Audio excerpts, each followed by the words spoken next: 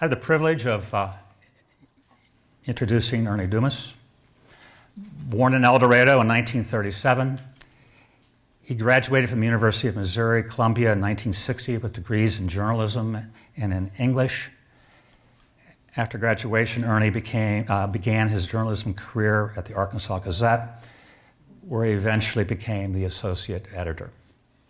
His work has been featured in the Arkansas Times, New York Times, the Philadelphia Inquirer, and other newspapers, and you know him from his books as well. He has taught journalism at the University of Central Arkansas. Additionally, Ernie has received the Ernie Dean Award for Valor in Journalism. So it's my privilege to introduce Ernie Dumas.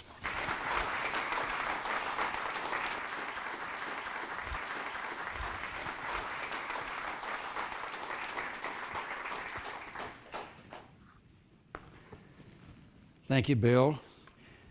And a special thank you to David and Barbara Pryor, who are sort of the inspiration for this book, and also have sat through this already once down at Little Rock about 3 or 4 weeks ago, essentially the same thing down at the Ron Robinson Auditorium. And so I guess we can add to all the other great qualities of David and Barbara Pryor, endurance and sufferance, indulgence, or whatever. And thank all of you for coming down here today to get a copy of this thing, or hear me try to justify it, or just to hear what in the world a book with the title "The Education of Ernie Dumas" is all about, because no one could possibly care about that topic.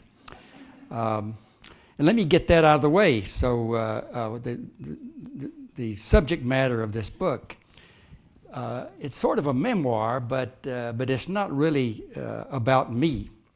But it's I guess sort of a history of Arkansas politics and government for the past 40 or 45 years of the last century, of the 20th century. From, say, Francis Cherry and Orville Faubus to, in the 50s, to Bill Clinton and Jim Guy Tucker, I guess, in the 1990s. Now, nobody would pick up a book with a snoozer title like that, a 40-year history of Arkansas politics and government. So I attached a title that might make people say something like, "What? The Education of Ernie Dumas." The whole thing is told from my perspective because I just happen to be the only person in Arkansas who was lucky or unlucky enough to be around for 40 years, doing pretty much the same thing, writing about the subject of Arkansas politics and history. Everybody else had more ambition than that, or else just wore out and about writing about the same stuff day in and day out and moved on to other careers. The other day, I've mentioned this, the other day I'd gotten an email from my old friend Mike Trimble, who was, some of you know, he was a great writer for the Arkansas Gazette and the Arkansas Democrat and some other papers back many years ago, and now lives at Fort Worth, where his career ended. Now, I hadn't heard from Mike in several years, but I got an email from him the other day from Fort Worth, and his email was very short. It said he had gotten my book, and by mail, probably from Amazon, and he tore the package open and got to the index and saw that his name was not in it, and he chunked it into the corner. And so he said, thanks for all the great things that he did for my career, and he didn't even get a mention in the book. And he said that if I would write another one and put him in there, he would write a blurb for the jacket cover. In fact, he had already written it. And the blurb reads, "It wouldn't kill you to read it." Now, he obviously had read the jacket and I guess he got a hardback cover, and on the back cover there is a 4-sentence blurb from United States District Judge Billy Roy Wilson, and he no doubt had read the Billy Roy Wilson blurb. Now, you can pay $5 more and get a hardback, and you get Billy Roy Wilson's blurb. The only difference between the hardback and the paperback, which is $5 cheaper, is that in the paperback there's no Billy Roy Wilson blurb on the back. So for those of you who just got the paperback version, I'll read you what you're missing. Ernie Dumas's book is like manna from heaven for anyone who cares about the details of Arkansas political history for the past 70 years. Ernie has 70 years instead of the 40 that I claim to cover, so he exaggerates a little bit. Ernie has a keen memory and a wonderful felicity of expression. My reaction is, wow. I write this as a self-anointed Scott County campaign manager for David Fish Fry Cox. So that's what you get for $5 with a hardback. So I think what I'll do is talk about how the book came about and the trickery that was employed to get the book written and printed this spring, rather than on my 90th birthday in 2027, which was my plan. All of this is in the book's preface, but no one reads prefaces, so I'm going to tell you a little bit about it. Bobby Roberts, whom many of you know, who was on the Bill Clinton staff for about 10 or 12 years when he was governor of Arkansas, later he's a historian, PhD in history, and he became head of the Central Arkansas Library System. And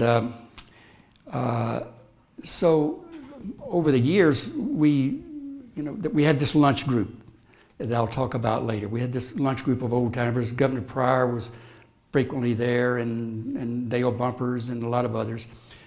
And we'd talk about, be an obituary in the paper, and somebody would talk about that, some legislator, and then there'd be stories to tell.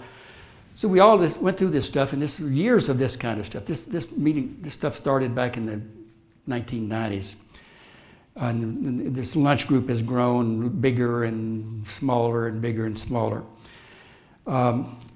So we heard all these stories. We all were telling stories. And also I did about 20 hours in 1998 or 1999. I think I've got those years correct. I did about 20 hours of oral history, interviews with two former governors, successive governors, David Pryor, Dale Bumpers and David Pryor. So that is the source of a lot of the material in this book, is those 20 hours that I transcribed.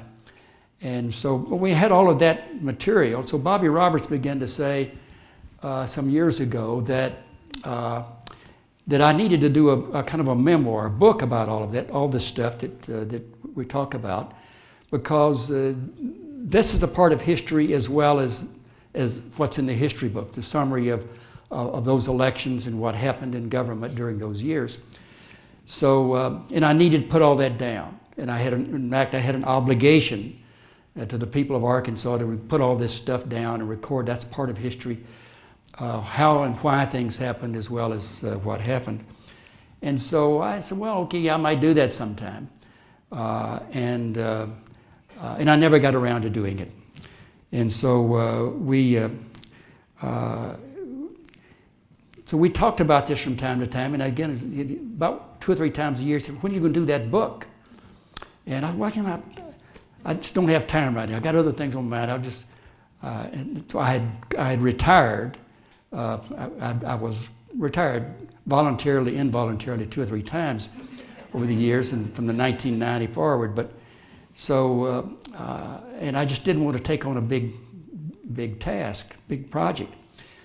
So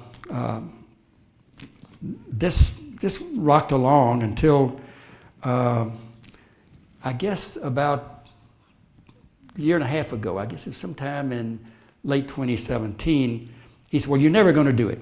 I was over there once at the library. He showed me an office. This is your office, and you can come over here and do all this research in the archives and the microfilm. and you can do your work right here. And I said, no, I don't want any office. Mainly, I didn't want that obligation. If I took an office, I'd have to start to work on this thing. So I didn't do it. So finally, he, I guess, about 18 months or so ago, a little longer, he said, well, you're never going to do it. So he and David Strickland, who was the head of the Butler Center Books, which is Bobby created in order to publish Arkansas history mainly. So he wanted me to sign a contract. And I said, I'm not signing any contract. I'm not going to sign a contract.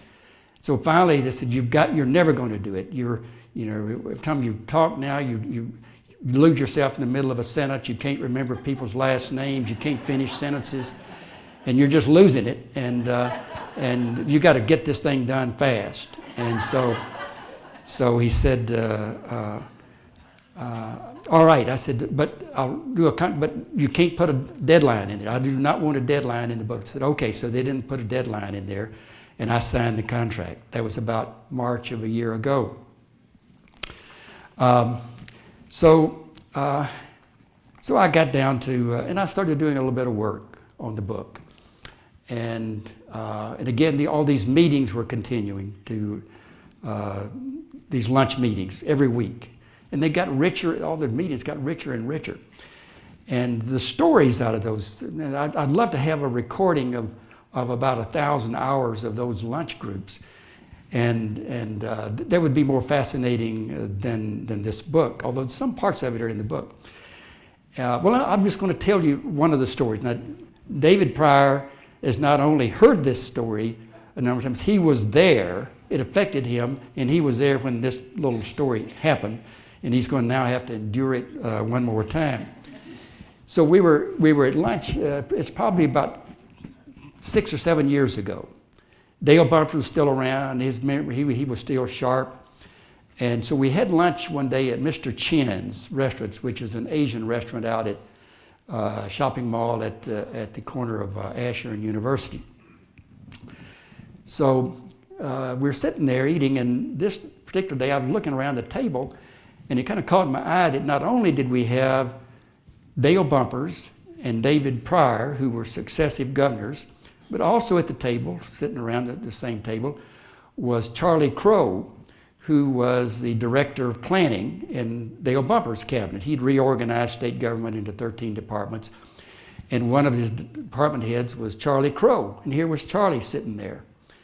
And he'd wandered off all over the world and had come back to Little Rock to retire. And so he was part of the group, along with Ron Copeland, who was from Texarkana and who was David Pryor's director of the same department, although when he became governor, he reorganized it a little bit more and changed the name of the Department of Planning to the Department of Local Services. As he described at the time, planning has smacks of socialism, not too popular. So he changed to local services. And and he put Ron Copeland in charge to succeed Charlie Crow. And so we were sitting, and I pointed this out. The coincidence, we had these 4 guys all, and it was kind of a silly coincidence, but I pointed it out anyway. And so Governor Pryor said, well, that's fascinating because, I was so proud of creating that department because, when I was in the legislature, he had introduced a bill in about his first or second session in the House back in the late 50s, I guess, 60s, late 60s. He'd introduced a bill to require county judges to take bids on any purchases over $500. So he was very unpopular with local officials. And he created this new department, and which was its purpose was to help local officials and planning and economic districts around the state and so forth. And all of a sudden, he was loved by all the county establishment around the state. So he said, but after I left office and Bill Clinton became governor, they abolished that department. And I never understood why they abolished my department. So one of the people at the table was State Senator Nick Wilson of Pocahontas. And Nick said, well, Senator, I think I can help you with that. I did that. The Governor Pryor says, you did? He said, yes, sir. And he said, why? He said, well, they wouldn't give Smokehouse Jackson a job. And so Governor Pryor's jaw was open all the time listening to this story, which followed. And so he said, well, who was Smokehouse Jackson? And he said, well, the census was coming up, and my district had been depopulating, and they were going to give him a larger district, and he was going to have to annex another county, and he assumed it was going to be Izard County, which is a little farther to the west from Pocahontas, and he was going to have to be there. So he needed to go make some friends over there, and so he goes to a picnic over there, and he's talking to people around the picnic grounds, the barbecue, and he says, I'm going to probably have this in my district, and I need some supporters over here. And they said, well, if you get Smokehouse Jackson behind you, you don't have any worries. You never have to set foot in the county again, as long as you live. He'll always deliver the county for you. That's all it takes. So where can I meet this Smokehouse? He's right over yonder. So he wanders over to see Smokehouse Jackson and talks to him for a while. And so I interrupt and said, well, why do they call him Smokehouse? And he said, well, if you saw him, you wouldn't have to ask. And he said he looked like he spent most of his house with the smoking bacon and so forth. But anyway, he said Smokehouse told him he'd like to have a state job. Wouldn't have to amount to very much. You wouldn't have to pay very much. You just needed a kind of a steady state job. And so Nick said, well, I'm going to see if I can find one for you. So he goes back to Little Rock, and he gets all the budgets down and goes through the Department of Local Services. He's going through all that budget, and he comes up, he finds this line item for 6 regional emergency services coordinators. And so that'd be perfect for Smokehouse. He has trouble getting around, but he can get in his pickup truck, and if there's a tornado coming, he can go around and says, there's a tornado coming. And so that'd be perfect for Smokehouse. So he goes to see B.J. McCoy, who Bill Clinton had put in charge of the Department of Local Services. And he sees B.J., and he says, I got this guy up there, he's awfully smart, and he knows everybody in Izard County, and I'd like to get him one of these jobs as a regional emergency service coordinators. And so McCoy listened to him. This is according to Nick. And we're all sitting there listening to this story. And he says, BJ says, well, Senator, let me think about that. Let me think about it. So he said, okay. So he leaves. He never hears from B.J. McCoy. Weeks pass. He tries calling B.J. B.J. won't return his calls. He can't get him on the phone. And he finally talks to B.J. McCoy's administrative assistant and tells him his problem. Said, I approached him about a job for Smokehouse Jackson. I've never heard back from him. He says, well, Senator, Mr. McCoy says he's just not going to give a job to a guy just because some state senator wants him to have a job. And so Nick says he's told the guy, says BJ, well, that's all right, I understand. Will you tell Mr. McCoy something for me? He said, what's it? He said, tell him to go see Bill Clinton and tell him he wants another job. Give him another job because I'm going to abolish that one. He's going to abolish that department in January. And so then the election occurs, and Bill Clinton is beaten by Frank White in November. And so all of a sudden Frank White's going to be the new governor. And so in about December, Nick gets a visit from a guy who, I've forgotten his name. He was the chairman of the Republican Party for a while, good guy. And he comes to see Nick and pay his respects. He said, Frank is going to appoint me to be the director of the Department of Local Services, and I just wanted to come pay my respects, get confirmed in the Senate and so forth. And so Nick says, well, I like you and I hope you are successful, but he said, you need to go back and tell Frank to find another job for you because that one won't exist in January.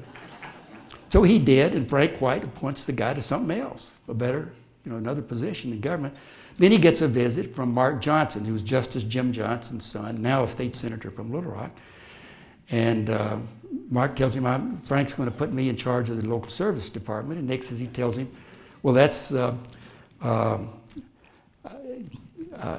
back and tell Frank that you need to be appointed to something else because that job's not going to exist in January. And Mark said, well, as long as it's there, I'm going to be the director of local services.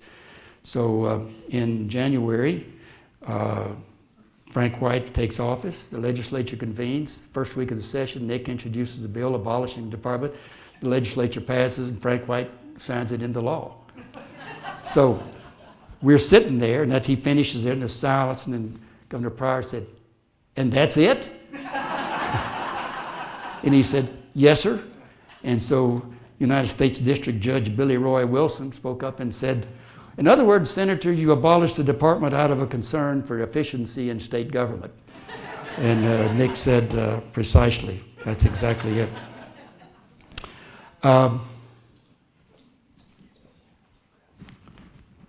Okay.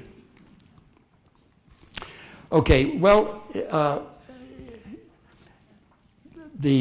as I said, I wasn't too keen on a deadline in getting to work on this book, but I'd done a little bit of work. But by the summer I had written 2 or 3 chapters of the book, and I had made some lists of stories, and I'd gone down to the library and checked a few things, but I wasn't in any rush about it. The next 2 or 3 or 4 years I'd get it done in my spare time and so forth. But Bobby Roberts, I think, and the others knew a little bit about my history of book authorship, and which I'll review for you briefly. And it starts right here. In March of 1992, Miller Williams, great poet who was head of the University of Arkansas Press at the time, in March of 1992, called me at Little Rock. One morning, I had gone up and started to teach. The Gazette had closed, and I had gone up and started teaching at the University of Central Arkansas at Conway. And so Miller called and said, look, Bill Clinton's running for president, and I know it's a long shot, but if he were to be elected president, we'd like to come out with a book right about the time of his inauguration. And I said, Miller, that was the week of the Jennifer Flowers had the press conference at Waldorf Astoria in Washington, in New York, and I think the ROTC professor released the letter way back there, ROTC letter. And I said, well, Miller, I hope it happens, but I don't see any real prospect for this. He said, well, I know that, but he said, just in case, we'd like to come up with a book. And my thought was something like Bill Clinton or the Clintons and by people who know them best, just a series of essays about people who were close to Bill and Hillary Clinton and so forth. And so the whole conversation lasted maybe 2 minutes or so, and I forgot all about it. And so months passed. I never talked to Miller again. We go all the summer, and I've got my own travails. I'd lost my job at the Gazette, and I'm up there trying to teach, and then they decided that they chose somebody else for the permanent position, and I was out of a job again for a while, and so I had my own problems, and I just wasn't thinking about that. So in December, about early December, I get a call from Miller Williams, and I pick up the phone. He says, "How's the book coming?" And I said, "Oh my God, Miller, you talking about that book?" He said, "Yes." And he said, I haven't even thought about that. I haven't done anything. I said, "We got to get that book out. We need to come out with that book the week of the inauguration." He said, "That's important." And said, he's our first governor, and we've got to have a book out on him. So we made a little list quick over the phone of a bunch of people who could write essays and about Bill and Hillary. And Mac McClarty was obviously be one of them, and Rudy Moore would be another one, and Steve Smith and Diane Blair. We made a list of a whole bunch of those people, and I called them all, and they all said, "Oh yeah, they'd write a piece." And I said, "Okay, we've got to have it in about 10 days. You got to sit down and write it right now. We got to have it right away." And so, of course, Diane Blair wrote a beautiful piece. She was prompt and came through with it in a few days. And Carl Willock had his hands full of stuff, and he said, he called me back and said, "Look, I don't have time to do this. It's going to take me some time, and would you write it for me?" And I said, "Okay." So I went over, and Carl and I spent 4 or 5 hours, and I was taking notes. We tell stories and took notes, and I came back and I knocked off a piece for Carl, and he looked it over and put some extra commas in it and let it go. And then Rudy Moore called. He said, "I've just got my hands full up here, and I can't, school board and all this stuff, I can't do it." And so I went up there with a tape recorder to Fayetteville, and we sat for 4 or 5 hours, and I taped all this stuff, came back, and I wrote something for him, and he looked it over and okayed it. And Steve Smith agreed to do it. He's been, of course, Bill Clinton's closest friend there from the time he came back to Fayetteville. And so, but Steve wrote one. Well, Mac McClarty, first of all, he agreed to do it, and then about that time, Bill Clinton appointed him chief of staff. And Mac thought, well, this might be a conflict of interest. I can see some issues here. He didn't want to do it because everybody obviously would fly spec this piece he wrote, so I think that was probably it. But he didn't want to write his, and I didn't offer to write his for him. So anyway, Steve Smith wrote one, and then, but then he gave it to me. He said, he and Bill had kind of parted. There was some, not hard feelings, but some difficulties, I guess, between him when he left the governor's staff in 1980. So he said, "Hold up on it." So I sent it to Miller and everything, but said, "Hold up on it." So finally, on the day before the inauguration, Bill Clinton had a big party up there in Washington for all of his first staff as governor. And Rudy goes to it, and they go to, not Rudy, but Steve Smith goes to it. And he and Bill hook up and talk for hours way into the night. And so way in the middle of the night, Steve called and said, "Let her fly." So I called, and the next week the book comes out. So I don't know how they did it, but they got that book out the next few days. So that was my first experience with book writing. And then about 1999 or 2000, Elaine will remember the date, I had retired or quit or something at UCA, and after a couple of heart surgeries, I'd actually had 3 heart surgeries, or 2 heart surgeries by that time. So, and I had signed a contract again, against my will, but I had signed a contract with this Florida outfit to write one of these big slick coffee table corporate histories for Alltel, which had become this global communications company started by, Joe Ford's father-in-law. So they wanted to have this big slick book, and the deadline for the copy was October the 1st. And as usual, as I did all my life in the newspaper business, you've got this clock in your head, and maybe you have 15 stories to write that day, and your mind tells you got to start right now to get them all done by the second edition deadline or something. So that's how I've operated all my life. And so I would just piddle around on that book, and it was about 30 days out, and I had really started to buckle down to start writing this thing, and all of a sudden began to have some heart issues, and went to the cardiologist, and they did arteriogram, and the cardiologist comes back to, we got to operate on you immediately. All your arteries in your chest are all ratty, and a terrible word, ratty arteries. They're all ratty, so you got to take them all out. And I said, and we got to do it right now. And as soon as we can find a surgery, we'll do it schedule it this week. And I said, well, I can't. I've got this booked.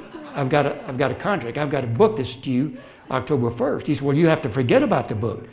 And Elaine's sitting there tearing up and carrying on. Said, you've got to do it. And I said, no, I've got this book. I've got to get it done. Doesn't mean I was going to get paid $24,000 for this thing. That's my income for the year. So anyway, we kept arguing, and finally Dr. Sheffield said, all right, I'll lose my license if this gets out, my medical license. But okay, I'm going to call and set up a date, surgery. You find a surgeon for October 1st. And I'm going to give you a bottle of nitroglycerin tablets. You got to carry them with you all the time, and don't do anything strenuous for the next 90 days, for the next 30 days. So I went home, and I cranked that thing out. And on the morning of October 1st, I went down, or the day before, or whatever. Early that morning, I finished up at midnight, printed it out, put it on a disc. And early the next morning, Elaine and I got in the car and drove to FedEx office. And when they opened, I gave them the thing and sent it to Florida. And then we drove on up the hill to the Baptist Hospital, and I had my surgery. So then there's the third one. A lot of you know remember Tom Glaze. Tom Glaze was on the Supreme Court for many years. He was a Missouri board, went up to Joplin, and went down to Fayetteville on a football and baseball scholarship. Quit football about the third practice, but stayed on the baseball team. And when he graduated, he went to law school and got a law degree, and then came down to Little Rock and got involved in, unbeknownst to him, Winthrop Rockefeller was bankrolling this election fraud investigation. Along with a guy named John Haley, that formed this organization to kind of investigate election practices around the state, including mainly in Conway County. Tom got involved in that, deeply involved in it, and for the next few years, that was his passion, investigating election fraud, fighting Marlin Hawkins and all of that in that county, and Phillips County, and the adjoining Madison County over here. Your Washita County, I think, was one of the places. So he was involved in all of that, and up in Conway, he'd gotten involved with the women up there who became known as the Snoop Sisters. About 5 or 6 or 7 or 8 women, all battling Marlin Hawkins. They were all Democrats, but they were all battling Marlin Hawkins because he had stolen one of them ran for a little township office out there, and Marlin gave the election to somebody else. And so all these women were outraged, and so they formed this thing and got Tom Glaze to come up there and carry on their battle with them. And eventually they cleaned that place up, and then of course Tom then catapulted him into politics, and he ran for circuit judge and then Supreme Court, and served on the Supreme Court about 20 years.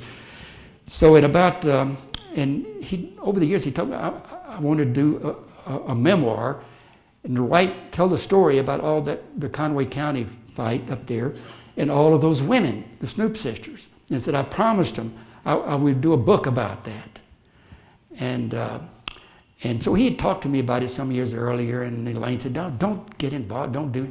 But I finally said, okay, Tom, I'll do it sometime. So in about 2009, he developed Parkinson's and Lewy body disease, and he finally had to retire from the court. And so after he retired from the Supreme Court, he said, you got to do this book. And you promised me for years, but you haven't done a damn thing on it all these years. We've talked about it and talked about it. And I said, well, okay, all right.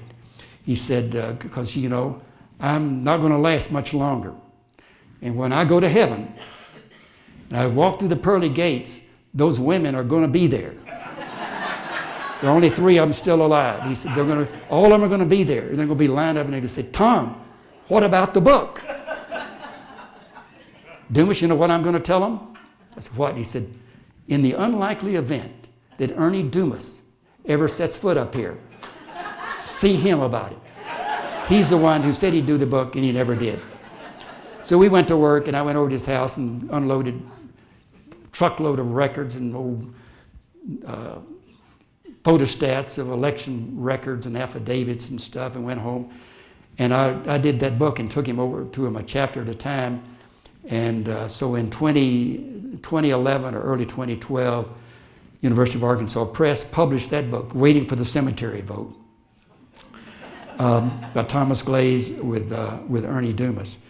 So, and I think he I don't think he ever got to read the book, but he did live to see it published. So anyway, that was my history of writing. I did one more book, but that was an easy one. For the University of Arkansas Press, I did a book about Dearest Letty, the World War II love letters of Sergeant Leland Duval. But that was easy because he'd written about 400 letters during the war to this little girl down at Pottsville, and then married her the day after he got home, and then never had a date before that. But the whole romance was carried on long distance. So anyway, and they were discovered in his garage. All these letters, 400 letters, were discovered in his garage after he died, and they brought him to Letty at the nursing home. And so I just, in this case, all I had to do was just take Leland's letters written on tablets or scrap paper or paper sacks and so forth, and I just had to type them up because Tom wrote better prose from a foxhole in the Ardennes forest than I did at the Ivory Tower at the Gazette. So that was an easy task, and I got to do that pretty quickly. So that brings us around to this book, and after signing that contract, and I still didn't, there's no deadline, and I wasn't under any pressure to do anything. So about September of last year, Rod Lorenzen, who was the guy who actually ran the Butler Center books, and he called me and said, Ernie, we got this on this book. The University of Arkansas Press, which markets our books, they have this catalog that comes out next year in 2019, and we'd like to get something in there about this book, something, and said, so I wonder if you could you come up with a title for the book, and then maybe a cover. It doesn't have to be the final cover, but just something that we could show a picture of for this catalog. We'd like to get it in there next year. So I said, all right. So I was thinking about a title for the book and couldn't think of anything, and finally remembered back in college that I'd read that the Education of Henry Adams was the best piece of nonfiction literature in the English language. And so I read the thing. I didn't care. It was pretty boring to me, but there was one great line in it, which I put in front of the book here. You can't use tact with a congressman. A congressman is a hog. You must take a stick and hit him across the snout. So that line stuck with me always. For 40 years, I looked for a place I wanted to use that line, and I couldn't. So I finally put it right. It's right in the front of the book here. So I came up with that title and a subtitle,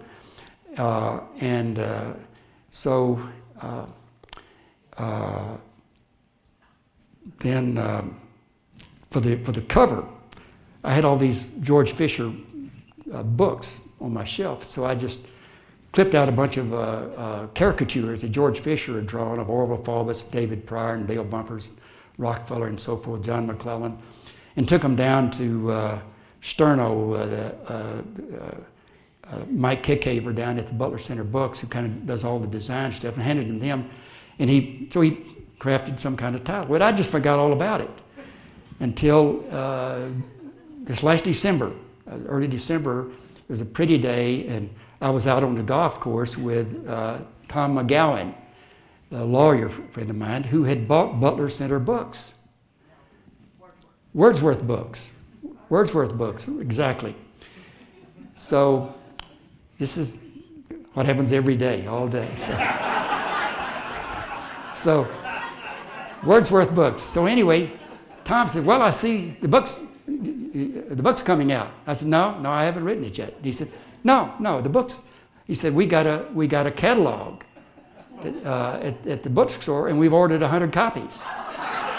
And he said it's got a picture of the book, and it says it's the Education of Ernie Dumas. It's going to be hardback for $29.95. It'll be 250 pages, and it'll be in bookstores May 1.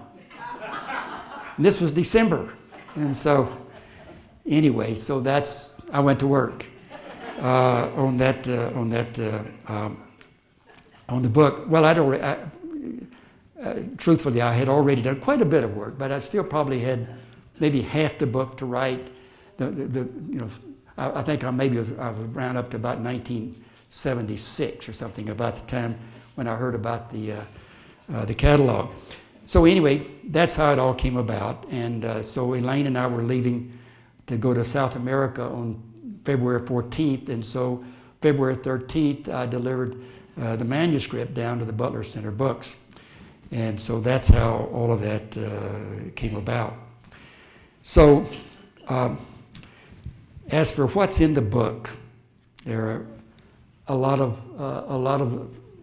stories about events that all of you know about, particularly David and Barbara Pryor. Especially if you've been around Arkansas for the last half century. But I guess there's one teaser in the book, and I won't give it all together away, but if there's a bombshell, and we'd all like to think that there's a bombshell in this book, and if there is, it's the story. I tell in this book the real story of Whitewater and all of the so-called scandals that followed the revelation about the Whitewater Development Corporation, one of the silliest stories in American history. And I had a peculiar role in all of this, undisclosed peculiar role, in that this whole story starts back in 1978, which was the year that Bill Clinton is elected governor and David Pryor is elected to the United States Senate. And it's a critical election in my mind from many standpoints, particularly, of course, obviously for David Pryor and Bill Clinton. But I think it's an important election for history because there's this famous kind of a biblical feud of two business families in Arkansas. Most of you know all about it, and I'll go ahead and tell who it is. It's one Whit Stevens on one side, and his family, Jack, and now his heirs and nephews and all of that. And on the other side, Sheffield Nelson, who had started off as back in 1964 running for president of the Young Democrats on the Faubus ticket, and later became Whit Stevens' kind of chief of staff at Arkansas Louisiana Gas Company. And then Whit handed off the company to him for reasons I kind of talk about in the book. And what followed, there was a rupture between Whit Stevens and his guy that he's handed off, created his whole future for him. So all of a sudden, at the age of about 29 or 30, Sheffield Nelson is running this big gas distribution company. And then they had a falling out. And that is still, that rage between the two families is still going on today. And I made a couple of calls working on this book and got a lot of cursing from I won't say whom, and checking out some details about all of that. So, and that's what dragged everybody else into, that little feud dragged everybody else into it, including the Pryors and the Clintons and everything, who had really nothing to do with that episode.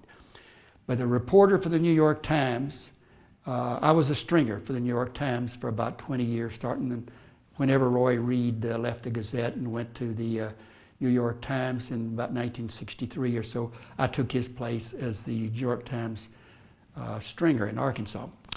And so this reporter for the New York Times named Jeff Girth, all of you are now familiar with him, he's the one who broke the stories in the 92 presidential race that smeared the Clintons and created the narrative that still damaged Hillary and Bill Clinton for the rest of their lives. So anyway, he comes down to Arkansas at the behest, I think, I was always convinced, of Sheffield Nelson to write a kind of an expose on the Stevenses. And he did. He wrote a story with my collaboration. I didn't do any of the writing or investigating, but because he wouldn't tell me what the story was, because he was afraid I'd get it for the Gazette and write it before he could write it for the Times. But nevertheless, I was aware of all of that. And at the same time, there was another reporter for the New York Times named Wendell Sonny Rawls. He and Jeff both were investigative reporters for the New York Times, one in Washington, one in New York. But they hated each other, or resented each other. Both of them had worked together investigating Burt Lance during the Jimmy Carter administration. And I guess that may be the source of their kind of conflict, but I don't know about all of that. Anyway, Sonny Rawls, working for the New York Times, tries to help the Stevenses avoid getting this story published in the New York Times. And behind the scenes, I'm the only one who ever knew that. And so anyway, it goes from there. There's a story in the New York Times that made no sense. And it was a minor story, and when you read it, you said, what in the world is the New York Times doing writing this mammoth story about a tiny little gas company over on the western border of Arkansas and a little dispute over the pricing of gas. But it's a mammoth story, but typical of Jeff's stories, they were all bewildering. It's the only word you can use, is just bewildering. And people at the New York Times said the same thing. They had trouble editing Girth so that it made some sense. But anyway, he did this story, and it was a kind of a bombshell in this Arkansas governor's race, in the Senate race. David could talk a lot about that. But anyway, so that was the first episode, and then it was followed up by a series of other episodes, all of which are big events in Arkansas history that all of you are familiar with. The great the Jerry Jones deal with Sheffield Nelson. He made this vast fortune, which allowed him to purchase the Dallas Cowboys. That story originated with Wendell Rawls on a tip from the Stevenses to get back at Sheffield, because Sheffield made the deal with Jerry Jones. So that was the back and forth. First it was Girth, smacking the Stevenses, and then and the New York Times, so it has to be embarrassing for the New York Times. I don't think they're going to review the book probably, but but Rawls later told me his role in it. Well, and so it goes forward to 1992, and so early in 1992, in about January, Bill Clinton is just announced for president, and I've just been fired along with everybody else at the Gazette, and going up to try to teach a little bit at UCA. And Jeff Girth arrives in Little Rock again, this time to again expose the Stevenses, how the Witt and Jack Stevens control this candidate for president, Bill Clinton. They actually hated him. They hated the Clintons. But they did when Sheffield Nelson was going to be Bill Clinton's opponent in the governor's race. They went over and I think helped Bill Clinton raise a little money right at the end of that election. But otherwise, they hate him and still do. So anyway, that's kind of the background, and all of this is detailed in there. And as I say, I had written it once in about 1992. I said, I've got to put all of this stuff down. And I wrote all of this stuff up for a mammoth piece, and Max Brantley published it in the Arkansas Times. But it was so baffling and bewildering, it read like a Jeff Girth story, and so nobody paid the slightest attention to it. It never made a bubble. So now I put it in the book, and I think it's probably just about as baffling in the book, but it starts on about halfway through the book, and then I keep coming back to it. So you're going to have to take notes if you're going and keep a little chart, and go back, and you may have to go back and reference early on. Remind yourself of what really happened on all of that. So anyway, that's how it all happened. And again, as I say, in the 1992, there were just a series of stories. Next, after the Stevens expose, then there was the Whitewater Development Corporation. He called me, he said, you ever heard of this Whitewater Development Corporation? I said, yeah. Has anything been written about it? I said, yeah, not much, but there's some. And so he wrote this big expose about how the Clintons invested in this little land deal down there.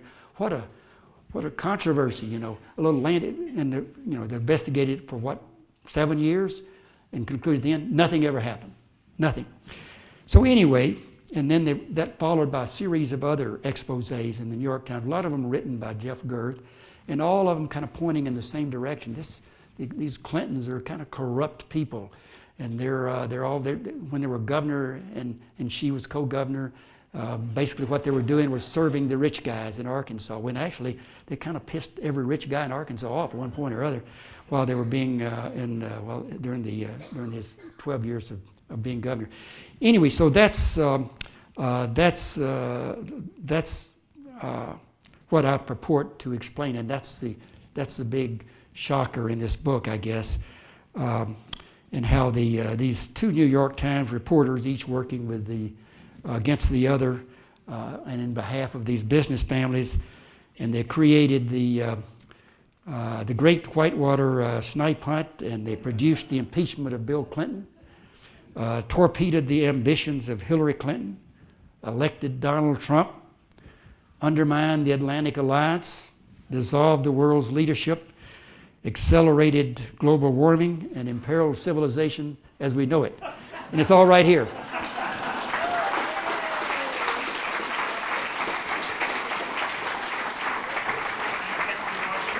I hope I didn't leave any time for questions. Reporters hate questions, but I'll be time for a few questions.